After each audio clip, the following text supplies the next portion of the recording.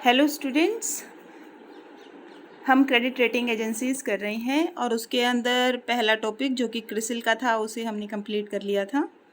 And I hope कि आपने सबने क्रिसिल वाले टॉपिक को अच्छे से पढ़ लिया होगा और उसके रेटिंग सिंबल्स भी आपको समझ में आ गए होंगे कि किस तरीके से हम परफॉर्मेंसेस को रेट करते हैं। जो सेकंड हमारी CRA है that is ICRA limited, investment information and credit rating agency. It is propounded in 1991 और इकरा लिमिटेड को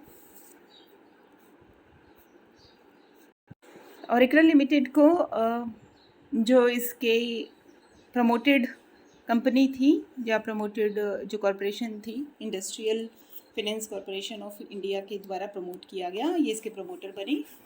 हमेशा ऐसा नहीं होता है कि किसी भी नई फाइनेंशियल इंस्टीट्यूट को अगर हम बनाते हैं या गवर्नमेंट के द्वारा अगर उसको बनाया जाता है तो सारा पैसा गवर्नमेंट लगाएगी। गवर्नमेंट कुछ एक प्रमोटर इंस्टीट्यूट्स को बना देती हैं और वो इंस्टीट्यूट्स कुछ पैसा उस पर्टिकुलर फाइनेंशियल इंस्टीट्यूशन के अंदर लगा देते हैं। तो इसमें बहुत सब लोगों की साझेदारी हो सकती है, बहुत सारे नॉन बैंकिंग या बैंकिंग फाइनेंशियल कंपनीज हो सकती हैं। ऐसा नहीं होता कि 100% कैपिटल कोई एक ही बैंक स्पॉन्सर करेगा। अलग अलग बैंक्स हो सकते हैं जो अलग अलग कैपिटल को स्पॉन्सर कर सकते हैं। जैसे इकरा के केस में अगर हम देखें तो 26% जो शेयर होल्डिंग है वो IFCI के द्वारा होल्ड की गई है और बाकी की जो 74 की कैपिटल की जो कंट्रीब्यूशन है उसमें UTI, LIC, GIC, PNB, CBI, bank of Baroda, UCO bank, Exim bank, HDFC bank और ILFS लिमिटेड हैं। इसने 1991 के अंदर अपनी वर्किंग को स्टार्ट किया और 1993 के अंदर सबसे पहले इन्होंने फर्स्ट रेटिंग दी थी अक्टूबर 1993 के अंदर। ऑब्जेक्टिव अगर हम देखें इकरा के तो क्योंकि क्रेडिट रेटिंग एजेंसी है तो ऑब्वियस ऑब्जेक्टिव इसके क्रेडिट को रेट करना ही रहेगा। हर एक कंपनी के ऑब्जेक्टिव क्रेडिट को रेट करना ही रहेगा। लेकिन जैसे अगर हम क्रिसिल की बात करें तो क्रिसिल ज़्यादातर इंडस्ट्रियल या कॉरपोरेशन को रेट करता है और ज़्यादातर उसके जो प्रोजेक्ट होते हैं वो लॉन्ग टर्म प्रोजेक्ट होते हैं जिनको वो रेट करता है, इन्वेस्टमेंट प्रोजेक्ट्स होते हैं। इकरा की बात करें तो ICRA long term as well as medium term as well as short term सबके अंदर ही काम करते हैं, सबको ही रेट करते हैं। तो अगर हम ऑब्जेक्टिव देखें इकरा के तो इकरा के ऑब्जेक्टिव हैं to provide information and guide to the institutional and individual investor and creditors. ये इन्फॉर्मेशन और गाइडेंस प्रोवाइड करते हैं जितने भी इन्वेस्टर्स हैं उनको। मनी मार्केट और कैपिटल मार्केट में जो बोरोवर्स हैं और इशूअर हैं उनके एसेस को बढ़ाना चाहते हैं। इसके अलावा ये ट्रांसपेरेंसी रखना चाहते हैं फाइनेंशियल मार्केट के अंदर और बैंक, ब्रोकर्स, इन्वेस्टर्स आदि को जो डेप्ट हैं वो डेप्ट लेने में हेल्प करते हैं। अगर हम रेंज की बात करें तो वही 3 सर्विसेज इकरा प्रोवाइड कर रही हैं जो क्रिसिल प्रोवाइड कर रही है। रेटिंग सर्विसेज देना इनका मेन काम है। इसके अलावा ये इन्फॉर्मेशन सर्विसेज प्रोवाइड करती हैं और एडवाइजरी सर्विसेज प्रोवाइड करते हैं। लॉन्ग टर्म, मीडियम टर्म और शॉर्ट टर्म तीनों ही डेब्ट्स को या तीनों ही इंस्ट्रूमेंट्स को ये रेट करते हैं। अगर हम इकरा की रेटिंग सर्विसेज को देखें तो इकरा की रेटिंग सर्विसेज मेनली डेब्ट इंस्ट्रूमेंट के अंदर है जो manufacturing company, commercial banks, non banking financial companies या financial institutions, public sector undertaking या म्यूनसिपैलिटीज़ को किसी के द्वारा भी जो डेब्ट इंस्ट्रूमेंट इशू किए जाते हैं उनको रेट करना इनका मेन काम होता है। इसके अंदर लॉन्ग टर्म की अगर हम बात करें तो होते हैं बॉन्ड, डिवेंचर, और मीडियम टर्म की बात करें तो FDs होती हैं और शॉर्ट टर्म की बात करें तो कमर्शियल पेपर और CDs होती हैं। सारे के सारे इंस्ट्रूमेंट्स को ये रेट करते हैं। अब जो इनकी क्रेडिट रेटिंग सर्विसेज हैं उसमें क्या क्या इंक्लूड होता है। क्रेडिट को रेट करने के अलावा ये क्रेडिट को असेस करते हैं कि कितना ज़्यादा उधार आप ले सकते हैं, आपके अंदर कितना ज़्यादा उधार लेकर उसको रीपे करने की क्षमता है। क्रेडिट असेसमेंट के साथ जर्नल असेसमेंट भी करते हैं। जर्नल असेसमेंट का मतलब होता है कि अगर कोई इनको रिक्वेस्ट करता है तो ये जो इनका मेन एरिया है उसके अलावा जो अदर पोटेंशियल एरिया है उसके अंदर भी ये काम करते हैं, जैसे मर्जर और अमलगामेशन, एक्विजिशन, जॉइंट वेंचरिंग के अंदर भी ये काम करते हैं। और जो इनका जनरल असेसमेंट होता है उसके लिए कोई भी स्पेसिफिक सिंबल नहीं है। जैसे मीडियम टर्म, लॉन्ग टर्म के लिए इनके पास सिंबल्स हैं, उनसे ये उनको डिनोट करते हैं। तो जनरल असेसमेंट के लिए इनके पास कोई स्पेसिफिक सिंबल नहीं है, ये सिर्फ जनरली असाइन करके दे देंगी। उसके अलावा ये bank line of credit rating करते हैं। Bank line of credit rating का मतलब होता है कि जो फाइनेंशियल इंस्टीट्यूशन होते हैं उनको लैंडिंग डिसीजन में ये हेल्प करता है। मतलब बैंक को किसको कितना लैंड करना चाहिए, कितना उसको रिस्क हो सकता है लैंड करने में, उसके लिए ये डिसीज़न देते हैं। जो बहुत बड़े बड़े कॉर्पोरेट क्लाइंट्स होते हैं उनको उधार देने में कितना आपको रिस्क हो सकता है उसको ये रेट करते हैं। जैसे अगर हम एग्जांपल के तौर पर बात करें, अगर विजय माल्या को हमें उधार देना है तो अगर बैंक ने रेट करवाया होता कि विजय माल्या को उधार देने में कितना रिस्क हो सकता है या नहीं हो सकता है, तो may be the situation will be the otherwise, कुछ और हो सकती थी सिचुएशन। तो ये बैंक लाइन को क्रेडिट रेटिंग करके देते हैं। इसके अलावा ये स्मॉल स्केल और मीडियम स्केल इंडस्ट्रीज़ की क्रेडिट असेसमेंट के तौर पर काम करते हैं। जैसे क्रिसिल से अगर हम डिफरेंस की बात करें तो क्रिसिल मोस्ट ओवर सिर्फ लार्ज स्केल इंडस्ट्रीज़ के लिए काम करता है, लार्ज इन्वेस्टमेंट के लिए काम करता है। लेकिन क्रेडिट असेसमेंट इकरा जो है वो स्मॉल और मीडियम स्केल इंडस्ट्रीज़ की क्रेडिट असेसमेंट के लिए भी काम करते हैं। अब ये सब करते कैसे हैं, ये कौन कौन से फैक्टर्स को देखकर ये करेंगे? मार्केटिंग स्ट्रेटजीज़ देखते हैं, ये कंपनी की कैश फ्लो ट्रेंड देखते हैं, ऑपरेशनल एफिशिएंसी देखते हैं, रिस्क को हेजिंग करने का तरीका कौन सा कंपनी अपना रही है। रिस्क को हेजिंग करने का मतलब होता है कि हम अपना पूरा पैसा एक प्रोजेक्ट में नहीं लगाते हैं, बल्कि अलग अलग प्रोजेक्ट के अंदर पैसे को इन्वेस्ट किया जाता है, ताकि एक अगर प्रोजेक्ट से हमें नुकसान होना भी हो तो दूसरे प्रोजेक्ट से उसको सेट ऑफ किया जा सकता है, या दूसरे प्रोजेक्ट के प्रॉफिट से उसको सेट ऑफ किया जा सकता है। तो इसको हम कहते हैं हेजिंग ऑफ रिस्क, रिस्क को कम करना या रिस्क को कवर करना।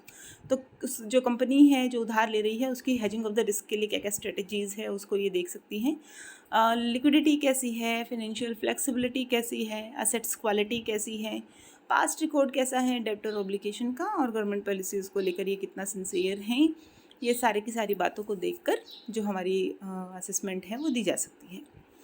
इसके अलावा ये इंश्योरेंस कंपनी के क्लेम को पेइंग रेटिंग करती है, यानी कि इंश्योरेंस कंपनी जो क्लेम देती है उसको कितना पे करती है, उस इंश्योरेंस कंपनी की कितनी एबिलिटी है, कितना इंश्योरेंस कंपनी अपने ऑब्लिगेशन को पूरा करती है, उसके हिसाब से ये रेटिंग प्रोवाइड करती है, जो कि क्रिसिल प्रोवाइड नहीं करती है बल्कि सिर्फ इकरा प्रोवाइड करती है इंश्योरेंस कंपनी क्लेम्स को रेट करना। सेकंड हमने किया था कि इंफॉर्मेशन सर्विसेज प्रोवाइड करते हैं। इंफॉर्मेशन सर्विसेज के अंदर ये इक्विटी को ग्रेड करेंगे, इक्विटी को असेस करेंगे, कॉर्पोरेट रिव्यू देंगे, एक क्लियर पिक्चर प्रेजेंट कर सकते हैं कि इश्यूज़ के ऊपर। मनी एंड फाइनेंस के तौर पर काम करेंगे। एक पब्लिक क्वार्टरली पब्लिकेशन इनकी आती है जो कि मॉनेटरी पॉलिसी से रिलेटेड है इंडियन इकोनॉमी में। उसके अलावा इन्वेस्टमेंट इन्फॉर्मेशन पब्लिकेशन दे सकते हैं। ये इकरा ने 1993 के बाद से ही एक इन्फॉर्मेशन सर्विस डिवीज़न बनाया हुआ है जिसके अंदर अलग अलग सेक्टर्स और इंडस्ट्रीज़ को लेकर इन्फॉर्मेशन प्रोवाइड करते हैं। कॉर्पोरेट रिपोर्ट प्रेजेंट कर सकते हैं इन्वेस्टमेंट डिसीजन को लेके। जो रिपोर्ट है उसके अंदर industry background, financial performance, operational analysis etcetera बाकी सारी इन्फॉर्मेशन इंक्लूड होती है। एडवाइजरी सर्विसेज प्रोवाइड करते हैं ये रिस्क को मैनेज करने में, पॉलिसी फॉर्मुलेशन के अंदर स्ट्रेटेजिक काउंसलिंग ये करते हैं, client specific need based study ये प्रोवाइड कर सकते हैं बैंकिंग और फाइनेंशियल सेक्टर के अंदर। अब हम देखेंगे कि इकरा के रेटिंग सिंबल्स क्या क्या हैं। जैसे हमने क्रिसिल के रेटिंग सिंबल देखे थे, और मेन जो आपका काम है वो यही है। जब हम ये तीनों CRAs पढ़ लेंगे तो आपको एक चार्ट प्रिपेयर करना है, और उस चार्ट के अंदर आपको ये लिखना है कि कौन कौन से इंस्ट्रूमेंट्स को कौन कौन सी CRAs रेट करके देती है, और हर एक इंस्ट्रूमेंट के लिए CRAs का क्या रेटिंग सिंबल है, किस तरीके से वो उसको डिनोट करता है। तो ये आपका प्रोजेक्ट वर्क रहेगा जो कि तीनों के तीनों CRAs करने के बाद आपको करना है। तो इकरा रेट करती है long term instruments, medium term instruments, short term instruments, equity, bank line of credit, credit assessment scale ये देती हैं इंश्योरेंस कंपनी को, और कलेक्टिव इन्वेस्टमेंट स्कीम, ये इनका वर्किंग एरिया है जिसके अंदर ये क्रेडिट रेटिंग सिंबल्स प्रोवाइड करते हैं। लॉन्ग टर्म अगर हम देखें, जिसके अंदर डिवेंचर, बॉन्ड और प्रेफरेंस शेयर्स इंक्लूड होते हैं, तो उनके लिए जो इनका रेटिंग सिंबल होता है वो है LAAA, यानी कि एल से ये डिनोट करेंगे LAAA, हाईएस्ट सेफ्टी को ये रिप्रेजेंट करता है। जो इनका डिटेलिंग है वो लगभग सबका सेम रहेगा, जैसे हमने क्रिसिल में डिटेल किया इसको, वैसे ही हम इकरा में भी इसको डिटेल करेंगे कि AAA की सेफ्टी का मतलब क्या है, AA की सेफ्टी का मतलब क्या है, एडिक्वेट सेफ्टी का मतलब क्या है। तो जो इनका अंदर का मटेरियल है, जो इनको हम डिनोशन करेंगे, वो लगभग सेम है, सिर्फ सिंबल्स आपको याद होनी चाहिए कि सिंबल्स हम क्या क्या डिनोट करेंगे। तो LAAA highest safety, LAA high safety के तौर पर काम करेगा, LA+ adequate safety, LBB+ moderate safety के तौर पर काम करेगा, यानी कि जो प्रोटेक्टिव फैक्टर्स हैं वो बिलो एवरेज चले जाएंगे, और जो changes in business economic environment है वो इसको एडवर्सली इफेक्ट कर सकता है कंपनी की परफॉर्मेंस को। उसके बाद LB+ रिस्क प्रोन है, LB भी रिस्क प्रोन है, दोनों लगभग सेम है, दोनों में कोई ज़्यादा डिफरेंस है नहीं। जो चेंजेस आएंगे बाहर के इन्वायरमेंट में, इकोनॉमिक या बिजनेस या टेक्निकल कंडीशंस के अंदर जो चेंज आएंगे वो हमारी कंपनी की पोजीशन को एकदम से इफ़ेक्ट करेंगी। इसके बाद है LC+, जिसके अंदर सब्सटेंशियल रिस्क रहेगा, बहुत ज़्यादा रिस्की प्रोजेक्ट रहेगा और अपनी डेब्ट और ऑब्लिगेशंस को पे नहीं कर पाएंगे टाइमली। ये इनके अंदर इनहेरेंट एलिमेंट रहेगा कि ये उसको पे नहीं कर सकते हैं, और सिर्फ फेवरेबल सर्कमस्टांसेस आने पर ही ये पे कर पाएंगे। LD टोटली डिफ़ॉल्ट कंपनी मानी जाएगी, एक्सट्रीमली स्पेक्युलेटिव, अगर आप इसमें पैसा लगा रहे हैं तो आप बहुत बड़ा रिस्क ले रहे हैं और आपकी इन्वेस्टमेंट के डूबने के पूरे चांसेस हो सकते हैं। देखिए, चाहे हम रेटिंग करेंगे LAAA की, हाईएस्ट सेफ्टी की हम बात करेंगे, रिस्क नेग्लिजेंट होगा, बिल्कुल कम होगा, बहुत कम चांसेस होंगे कि आपको कोई भी नुकसान हो, पर क्योंकि रिस्क फैक्टर की हम बात कर रहे हैं, 100% तक उसको रिमूव नहीं किया जा सकता है, तो कोई भी हाईएस्ट सेफ्टी का जो पॉइंट होगा वो भी हमें ये गारंटी नहीं करता है कि 100% तक आपको कोई नुकसान नहीं होगा। It can be possibly a severe chance, बहुत ही एक कम चांस है कि आपको अगर बहुत बड़ा ड्रामेटिक चेंज आ गया इकोनॉमिक कंडीशंस के अंदर तो नुकसान हो सकता है, अदरवाइज़ नहीं होगा। ये था लॉन्ग टर्म के लिए। अगर मीडियम टर्म की बात करें तो जैसे लॉन्ग टर्म में LAAA है, मीडियम टर्म में MAAA आ जाएगा, highest safety, MAA+ high safety, MA+ adequate safety, MB+ inadequate safety, MC risk prone, MD default. Same वही है लेकिन यहाँ M आ जाएगा। शॉर्ट टर्म की अगर हम बात करें, कमर्शियल पेपर्स और CDs की अगर हम बात करें जो हमें रेट करना है, तो उसमें आएगा A1+, A2+, A3+, A4+, A5। ये जो रेटिंग है, ये रेटिंग है हमारी शॉर्ट टर्म या ऐसे इंस्ट्रूमेंट्स जो कमर्शियल पेपर और CDs को इंक्लूड करते हैं। सेकंड जो हम करेंगे rating, that is of equity, और इक्विटी को रेट करने के लिए जो फ्रेमवर्क इकरा ने बनाया है उसको नाम दिया है earning prospects and risk analysis, EPRA, earning prospects and risk analysis. इसके अंडर ये इक्विटी को रेट करने का काम करते हैं। अब क्वेश्चन में ये भी पूछा जा सकता है, define the earning prospects and risk analysis of ICRA. इसका मतलब है कि इक्विटी की रेटिंग को एग्जामिनर आपसे पूछना चाह रहा है। अगर हम ग्रेड्स की बात करें इसमें, तो इसमें ग्रेडिंग है excellent earning prospects, very good earning prospects, good earning prospects, moderate earning prospects and weak earning prospects. इसके अंदर 5 मेन एलिमेंट्स हैं जो हम लेंगे। 5 मेन एलिमेंट्स में कौन कौन से हैं? सबसे नंबर 1 है excellent, very good, good and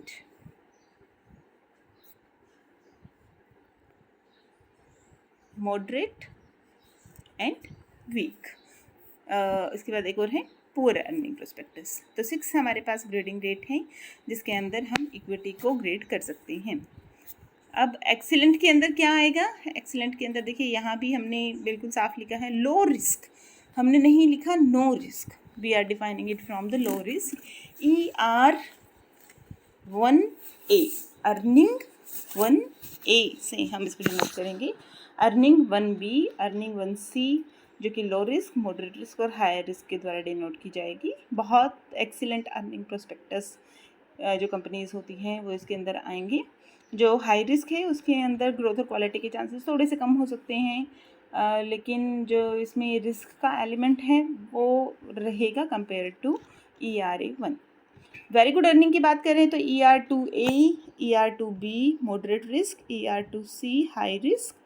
good earning prospects की बात करें तो ER3A, ER3B, ER3C मॉडरेट में, ER4A, ER4B, ER4C वीक में, ER5A, ER5B और पुअर अर्निंग में ER6A, ER6B, ER6C। Low risk, moderate risk और हाई रिस्क। जो पुअर अर्निंग प्रोस्पेक्टस है उसमें जो हमारी फाइनेंशियल पोजीशन है वो बहुत पुअर पोजीशन के अंदर है। ग्रोथ और क्वांटिटी के चांसेस बिल्कुल नहीं हैं, सबसे ज़्यादा लोएस्ट हैं। बिजनेस इकोनॉमिक सर्कमस्टांसेस के चेंजेस को बड़ी आसानी से देखा जा सकता है और ये हमें पेमेंट सिर्फ उस केस में करेंगे जब फेवरेबल चांसेस होंगे, तब ये पेमेंट कर सकते हैं, अदरवाइज़ ये इंटरेस्ट की पेमेंट नहीं कर सकते हैं। इक्विटी के बाद ये रेट करते हैं bank line of credit rating scale. Bank line of credit rating scale मैंने अभी आपको बताया कि जो बैंक्स होते हैं वो लेंडिंग स्कीम को रेट करा लेते हैं। अगर उन्हें बहुत बड़ा उधार देना है, कॉर्पोरेट्स को बहुत बड़ा उधार देना है, इंडिविजुअल या कंपनीज़ या फर्म्स को, तो फिर वो उधार किसे दे उस प्रोजेक्ट के ऊपर। जैसे हमारे पास फाइल आएगी कि हम इतना पैसा 100 करोड़ या 200 करोड़ या 1000 करोड़ रुपीज़ हम लोन लेना चाहते हैं, तो हम उस प्रोजेक्ट को एनालाइज करेंगे। जो क्रेडिट रेटिंग एजेंसी है वो उस प्रोजेक्ट को एनालिसिस करने के बाद ही बताएगी कि क्या ये बैंक को लोन देना चाहिए या बैंक को लोन नहीं देना चाहिए। इसकी रेटिंग है CR1, बहुत ज़्यादा स्ट्रॉन्ग कैपेसिटी है, इंटरेस्ट और प्रिंसिपल को एज पर टर्म वो पे कर सकती हैं, कोई भी प्रॉब्लम नहीं है इनको लैंड करने में। CR2 प्लस एडिक्वेट कैपेसिटी है, इंटरेस्ट और प्रिंसिपल को ये पे कर सकती हैं। CR3 प्लस इनकी भी एडिक्वेट कैपेसिटी है, एडवर्स चेंजेस अगर आ जाएंगे कोई तो एक अलग बात है, वरना ये टाइमली इंटरेस्ट को पे कर देगा। CR4 प्लस मॉडरेट कैपेसिटी है, प्रिंसिपल को और इंटरेस्ट को पे कर सकते हैं मॉडरेटली। हाफ बात रहेगी, हाफ रिस्क इसके अंदर कवर करना पड़ेगा हमें। हम इसमें सिक्योरिटी ले सकते हैं या स्ट्रक्चर्ड ऑब्लिगेशन के तौर पर इसको ले सकते हैं, बायबैक करना पड़ेगा किसी न किसी सिक्योरिटी के द्वारा। CR5 प्लस इनएडिक्वेट कैपेसिटी इसके अंदर रहेगी, पे नहीं कर पाएंगे, लाइबल नहीं है। हाँ, बैंक को चेक करना पड़ेगा कि ऐसी कंपनीज़ को ये उधार दें या ना दें। CR6 प्लस की अगर हम बात करें, पोर कैपेसिटी है और CR7 डिफ़ॉल्टर्स हैं, इनको बैंक बिल्कुल भी उधार देना नहीं चाहेगा। इसके बाद स्मॉल स्केल इंडस्ट्रीज़ को अगर हमें क्रेडिट असेसमेंट देनी हो, इकरा की असेसमेंट की अगर हम बात करें तो SS1 very strong capacity, SS2 plus, SS2 की अगर हम बात करें तो स्ट्रॉन्ग कैपेसिटी के अंदर आते हैं ये। SS3 प्लस SS3 की अगर हम बात करें तो एडिक्वेट कैपेसिटी है। SS4 प्लस SS4 की रेंज की बात करें तो मॉडरेट कैपेसिटी है। SS5 प्लस SS5 की बात करें इनएडिक्वेट कैपेसिटी है। SS6 प्लस से लेके SS6 की बात करें तो पुअर कैपेसिटी है और SS7 डिफ़ॉल्टर्स हैं। तो जो रेटिंग की डिटेल रहेगी वो आपको समझ में आ जानी चाहिए कि डिफ़ॉल्टर्स का मतलब क्या है, लो रिस्क लो कैपेसिटी का मतलब क्या है, मीडियम कैपेसिटी का मतलब क्या है, एक्सीलेंट कैपेसिटी का मतलब क्या है, गुड या वेरी गुड कैपेसिटी का मतलब सेम रहेगा। आपको जो याद करना है वो ये है कि रेटिंग सिंबल्स क्या हैं, इकरा के रेटिंग सिंबल्स क्या हैं। SS1 जो रेटिंग सिंबल है वो किसके लिए है, CR5 प्लस जो रेटिंग सिंबल है वो किसके लिए है। आपको जो याद करना है वो मेन ये है कि LAAA किसके लिए है, MAAA किसके लिए है। लगभग ये सेम रहेंगे, तो इसको आप एक कंपैरेटिव स्टेटमेंट के तौर पर बना लेंगे, उसको आप ज़्यादा आसानी से याद कर पाएंगे। इंश्योरेंस कंपनी को भी ये रेट करती है। इंश्योरेंस कंपनी की रेटिंग के अंदर आएगा IAAA, इंश्योरेंस से ये डिनोट करता है। अगर आप इसको 1-2 बार पढ़ लेंगे थोड़ा ध्यान से तो ये आपको ऑटोमेटिकली याद हो जाएगा। IAAA, IAA high claim paying ability है इनकी, इंश्योरेंस कंपनी के तौर पर अच्छा काम कर रही है, आसानी से अपने ऑब्लिगेशंस को चुका सकती है, इंश्योरेंस फैक्टर को चुका सकती हैं। IA, IBBB, IB, IC जो कि लोएस्ट क्लेम पेइंग कैपेबिलिटी मानी जाती है। तो अगर हमें इंश्योरेंस लेना है तो हम पहले रेटिंग देख लें कि क्या इंश्योरेंस कंपनी ने अपने आप को रेट करवाया हुआ है इकरा के द्वारा, और इकरा के द्वारा इनको कौन सी रेटिंग मिली हुई है। फिर उसके बाद हम किसी भी इंश्योरेंस कंपनी के अंदर आसानी से इन्वेस्ट कर सकते हैं। रेटिंग स्केल अगर हम कलेक्टिव स्कीम की बात करें तो कलेक्टिव स्कीम में CS1 हाई ग्रेड इसके अंदर हम माने जाएंगे और हाई प्रोबेबिलिटी इसके अंदर रहेगी रिटर्न को अचीव करने में। CS2 एडिक्वेट ग्रेड के अंदर आएगा, एडिक्वेट प्रोबेबिलिटी रहेगी, इन एडिक्वेट रिटर्न इसके अंदर आ सकते हैं। CS3 मॉडरेट ग्रेडिंग के साथ काम करता है, CS4 एंड CS5 जो कि हाई रिस्क के तौर पर काम करता है और बहुत हाई रिस्क है, एक्सट्रीमली स्पेकुलेटिव है। ऐसी स्कीम के अंदर इन्वेस्ट करना बहुत रिस्की हो सकता है, तो इन्वेस्टर को ध्यान से इसके अंदर इन्वेस्ट करना चाहिए। तो बेसिकली किसी भी CRAs के बारे में आपको क्या पता होना चाहिए, एक तो उसका कैपिटल स्ट्रक्चर, एक उसको प्रोपाउंड कब किया गया, प्रमोटर्स उसके कौन कौन हैं, मेन ऑब्जेक्टिव क्या है उसका, credit rating information service provide करना या क्रेडिट लाइन प्रोवाइड करना, मेन उसके ऑब्जेक्टिव क्या हैं, और उसके रेटिंग सिंबल्स कौन कौन से इंस्ट्रूमेंट में वो रेट करता है और उसके रेटिंग सिंबल्स क्या क्या हैं। तो इसको आप पढ़ लेंगी पूरे का पूरा, और इसके बाद हम करेंगे केयर। फिर जब ये तीनों हो जाएंगी तो मैं आपको जो प्रोजेक्ट मैंने आपको पहले बताया उस प्रोजेक्ट के बारे में मैं आपको काम दूंगी, जो प्रोजेक्ट आपको बनाकर मुझे सबमिट कराना है।